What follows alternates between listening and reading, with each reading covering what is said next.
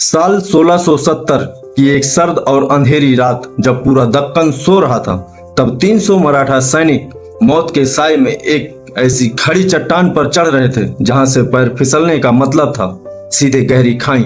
ऊपर किले पर मुगल किलेदार के नियंत्रण में एक भारी और आधुनिक फौज तैनात थी, जो संख्या में मराठों से कई गुना ज्यादा थी। क्या था यह आत्मघाती मिशन और कैसे इतिहास के इस पन्ने में मराठा साम्राज्य की दिशा बदल दी? आइए जानते हैं कोढ़ाना किले की गौरवमयी दास्तान। साल 1665 की पुरंदर संधि में मराठों को अपने कई महत्वपूर्ण किले मुगलों को सौंपने पड़े थे, जिनमें सबसे प्रमुख था रणनीतिक रूप से महत्वपूर्ण कोढ़ाना किला।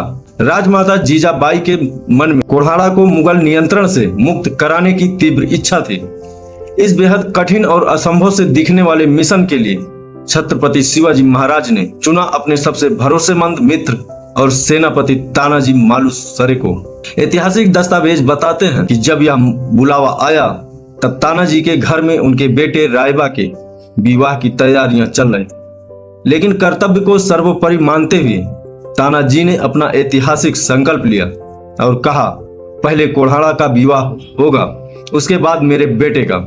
4 फरवरी 1670 की रात तानाजी अपने भाई सूर्याजी और 300 चुनिंदा सैनिकों के साथ कोढ़ाना के सबसे कठिन हिस्से द्रोणागिरी चट्टान के पास पहुंचे। घने अंधेरे का फायदा उठाकर वे रस्सियों के सहारे इस लगभग सीधी खड़ी चट्टान को पार कर किले के भीतर दाखिल हो गए।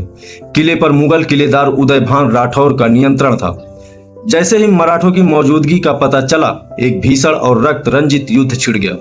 संख्या में बेहद कम होने के बावजूद मराठा सैनिक शेरों की तरह लड़े। युद्ध के मैदान में तानाजी मालुसरे और उदयभान का आमना सामना हुआ।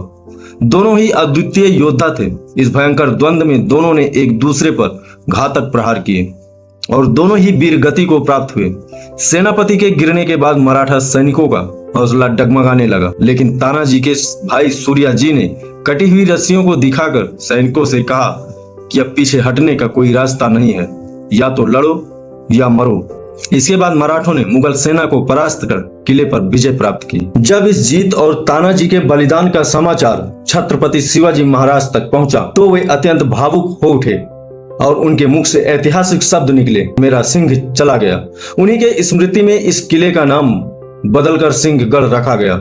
यह कहानी हमें सिखाती है कि राष्ट्र और कर्तव्य के सामने व्यक्तिगत खुशियां कितनी छोटी हो जाती हैं। अगर वीडियो पसंद आई हो तो वीडियो को लाइक करें और चैनल को सब्सक्राइब करें। मिलते हैं अगले वीडियो में, तब तक के लिए धन्यवाद।